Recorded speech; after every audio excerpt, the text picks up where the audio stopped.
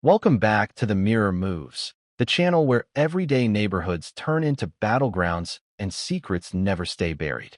If you're new here, hit that subscribe button because you won't believe the stories that unfold behind closed doors. Imagine walking out to your own garage, ready to start a normal day, only to have your neighbor steal your property, even call 911, and accuse you of stealing her brand new car. It sounds insane, right? But that's exactly what happened to me. And trust me, the way it spiraled out of control will make your jaw drop. It was a crisp Saturday morning. I pressed the garage remote, and the quiet morning cracked open with the rattle of old rollers and the squeal of metal. Sunlight slid under the door like a blade, cutting a silver stripe across the floor until it climbed high enough to reveal the prize I'd worked 2 jobs to buy, a midnight blue SUV, washed the night before, still beating from the rinse. The leather smelled new. The steering wheel had that factory mat. It was the one nice thing I let myself brag about, if only to the empty garage. I didn't even get a hand on the door handle before the air split with a voice that could shatter plate glass. "Hey, what do you think you're doing?" There she was, our HOA's permanent storm warning, the neighbor everyone calls Karen even when that's not on her mail. Pink robe, slippers, sunglasses at 8 a.m., and a phone already weaponized in her grip.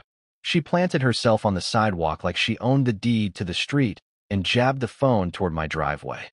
"That is my car," she announced to the universe. And by universe, I mean the half-dozen porches that had just gained an audience. "You are stealing my brand new car." I turned slowly, coffee halfway to my mouth. "Morning to you too," I said. "It's mine." "Liar." She edged closer, peering past me at the SUV as if her glare could change the VIN. "The dealership delivered a vehicle just like this yesterday. Same color, same trim. You thought you could hide it in your garage and I wouldn't notice?" "Hide my car in my garage," I repeated, in the tone people use when they've accidentally sat on a cactus. She lifted the phone higher, theatrically. "You can give it back now, or you can explain it to the police." Neighbors trickled out like birds when someone drops bread. Mr. Doyle wandered over with the morning paper tucked under his arm. The Ramirez twins hovered with their scooters, wide-eyed. Mrs. Wu stood frozen on her porch steps, watering can tilted midair, spilling a small river onto her petunias. A cul-de-sac loves a show, and no one stages a show like Karen. "I'm calling," she declared, already dialing. "This neighborhood has standards. We don't tolerate theft." "Karen," I said, palms up, trying to keep my voice even. "I have the title, registration, insurance, the whole boring folder. The only thing I'm stealing is my own Saturday." She cut me off with a finger. "Don't speak to me. Speak to them." Then, into the phone with courtroom drama. 911? "Yes, I'd like to report a theft in progress. A man is breaking into a garage and trying to drive off in my vehicle." "Yes, I'm the owner." "Yes, I'm safe for now." "For now?" You'd think I was brandishing a crowbar instead of a travel mug. I took a breath and glanced at the audience.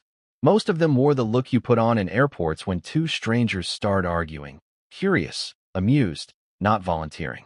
A couple of sympathetic shrugs floated my way. No one stepped in. HOA living teaches people that getting involved earns you paperwork later. Description?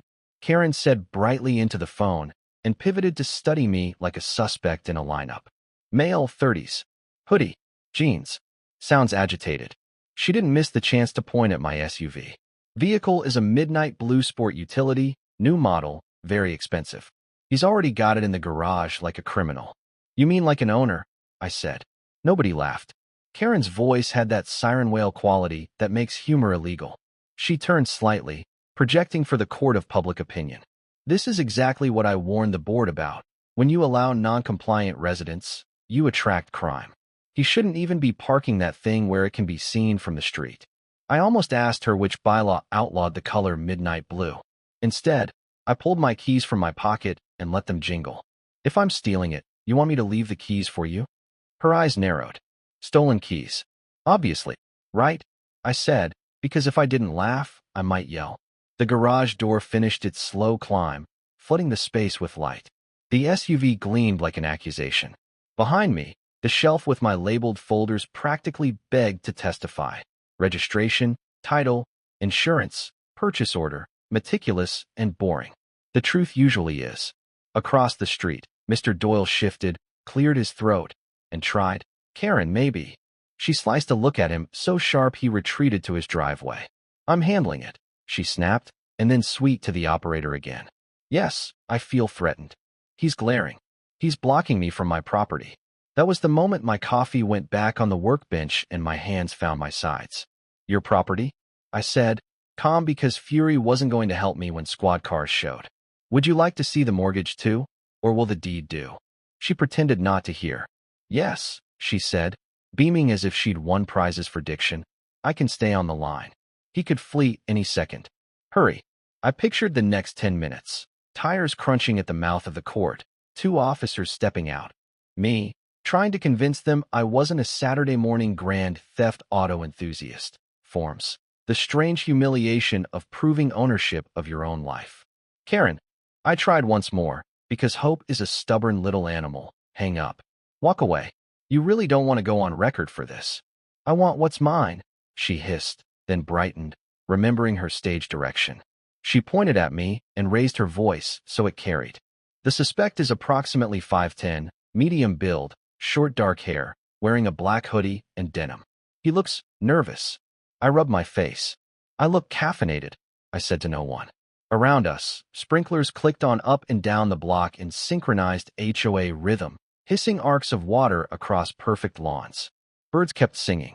It was ridiculous. The whole scene dressed in normal morning light, while the temperature of the street rose with every syllable into her phone. That's the thing about people like Karen. They can turn errands into emergencies with nothing but volume and certainty. She paced a few dramatic steps, angling herself so the whole audience got the profile shot. He's standing between me and the vehicle, she reported. He's trying to intimidate me. I'm afraid he'll drive off. I'm standing in my own garage, I said, but the operator on the other end couldn't hear me. That was the point. She pivoted back, chin lifted, satisfied she'd set the scene. They're on their way, she announced to the cul-de-sac, the way a maitre d' announces the arrival of the violinist. Don't let him move. Am I detained? I asked, mostly to amuse myself, and got 3 snorts from the teenagers on scooters and 1 scandalized gasp from the hydrangeas. In the heat that followed, I did the only productive things left to do. Walked to the shelf, pulled the fat manila folder with the boring proofs, and laid it open on the workbench for quick access. Title, registration, insurance, even the sales sheet with the embarrassing dealer add-ons I'd sworn I didn't need. I set my phone beside it, camera ready, because adults in HOA neighborhoods learn to collect their own evidence. Karen planted herself at the edge of my driveway like a lighthouse warning ships about the criminal reef. Operator, she said sweetly. The suspect is now rummaging for documents. He's trying to fake ownership. Or, I said, because I couldn't help it. I'm preparing for the part where facts walk in. She curled her lip. We'll see. And with half the block watching like they'd bought tickets, we waited for the sirens I knew were coming. Karen held her phone high, describing me one more time like a museum docent pressed into police work, and I stood by my own car, in my own garage, in my own life, bracing for the moment strangers would arrive and decide who belonged here. The first sound was the distant warble of sirens. My stomach nodded. There it was, confirmation that Karen's performance had worked. Within moments, a black and white rounded the corner of our cul-de-sac, lights flashing like the neighborhood's private fireworks show. The Ramirez twins hooped as if a parade had arrived. Karen puffed up, adjusting her robe like it was a judge's robe, triumphant. That's them. They'll handle you. She strutted toward the curb, waving both arms as though she were directing an airliner to the gate. 2 officers stepped out. Both scanned the scene. My open garage, my SUV gleaming inside, me standing with my folder of documents, and Karen flailing like a Broadway understudy finally getting her solo. Officers, over here, she shouted. That man is stealing my car. Arrest him before he gets away. The taller officer, a woman with a no-nonsense stride, approached. Ma'am, slow down. Point to the vehicle. Karen jabbed her finger like a dagger. That one. Midnight blue SUV. Brand new. Mine. The second officer walked up the driveway, giving me a measured look. Sir, what's going on? I gestured to the workbench. Good morning. That's my car. Title, registration, insurance, all ready for you. I knew you'd be coming, thanks to her. Karen gasped as if I'd insulted royalty. Forged papers, she barked. Obviously stolen. He probably hacked the DMV or bribed someone. The officer raised an eyebrow. Ma'am, hacking the DMV isn't exactly how stolen vehicles usually work. But Karen was unstoppable. I just bought that model yesterday. Same color, same everything. It was delivered to the dealership. And then, it disappears? And magically, he has one in his garage. Coincidence? I think not. The female officer picked up my documents. She examined the VIN against the car. She cross-checked the registration date. Her eyebrow arched higher. Ma'am, she said evenly, this vehicle has been registered to him for almost a year. The purchase paperwork is in order. It's not your car. Karen's face froze like wet cement. That's impossible, she snapped. It's a trick. He had this forged. He planned this. The officer turned toward me. Sir, would you mind starting the car for us? With your key? I slipped the fob from my pocket, tapped the button, and the SUV chirped obediently. Engine purred to life. Headlights blinked on. Karen screeched. He could have stolen the keys too. From my own house? I muttered. The neighbors were snickering now. Mr. Doyle wasn't even pretending to read his paper anymore. The Ramirez twins had their phones out, recording. Mrs. Wu whispered to her husband, both shaking their heads like this was reality TV. The second officer finally asked the obvious. Ma'am, do you have proof of ownership? Any paperwork, bill of sale, registration, anything? Karen froze, lips parting, then snapping shut. Well, no, she said stiffly. It hasn't been delivered yet. But they told me it was mine.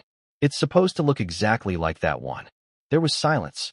Then, finally, laughter from the spectators, from the teenagers, even a stifled chuckle from the female officer who tried to cover it with a cough. Karen's face went crimson. She stomped her slippered foot. Don't laugh. This is serious. He's a criminal. You need to arrest him. The taller officer's expression hardened. Ma'am, calling 911 for false reports is a crime. You accused your neighbor of grand theft auto without evidence. You wasted police resources. Do you understand that? Karen's jaw dropped. Wait, you're taking his side? He's probably bribed you too. I'll report this to the HOA. I'll report it to the mayor. To the governor. The officer sighed. Ma'am, calm down before this escalates further. But Karen couldn't calm down. She stormed toward my SUV, hand outstretched for the door handle, as if sheer entitlement could will it open. The female officer stepped in her path. Don't touch the vehicle. Step back. And for the first time, Karen faltered. I leaned against the garage wall, arms folded, watching the unravel. Inside, I was equal parts furious and relieved. Furious she'd dragged me through this circus, but relieved the truth was out and the officers weren't buying her script. Behind me, the SUV purred, steady as my proof. In front of me, Karen seethed, robe flapping in the morning breeze, looking less like a homeowner defending her rights and more like a child caught throwing a tantrum in the supermarket aisle. This was the turning point. The lies were collapsing. Everyone could see it. And Karen? She had nowhere left to spin. Karen stood frozen, her outstretched hand still hovering inches from the SUV door when the officer blocked her path.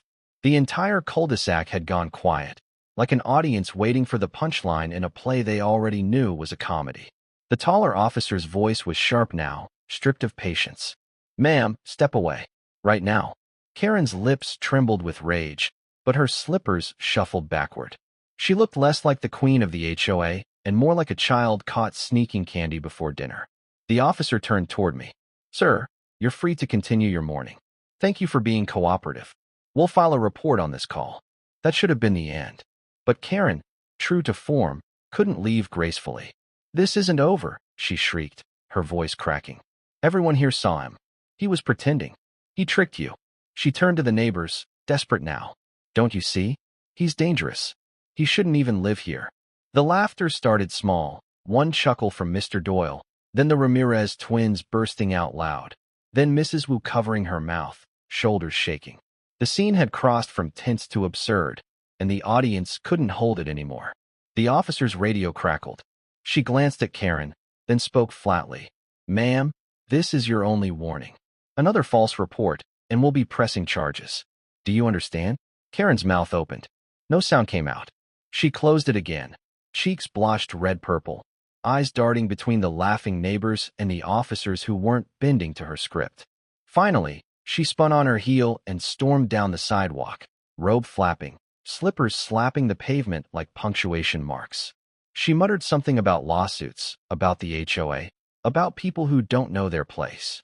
But no one followed. No one defended her. I exhaled for what felt like the first time that morning. The SUV's engine purred behind me, my proof and my vindication.